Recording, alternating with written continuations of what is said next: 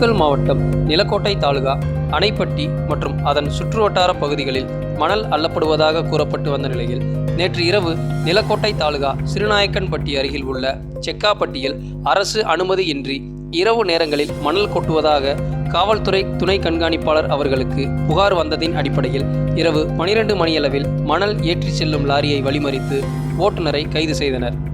அது சம்பந்தமாக வழக்கு பதிவு செய்யப்பட்டு விசாரணை செய்ததில் இந்த மணல் கடத்தலில் சில மணல் மாஃபியாக்கள் இருப்பதாக தெரிய வருகிறது.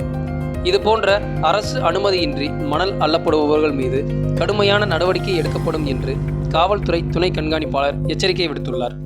அப்பகுதியில் இரவு நேரங்களில் மணல் அனுமதியின்றி அள்ளுவதாக கூறப்படுகிறது.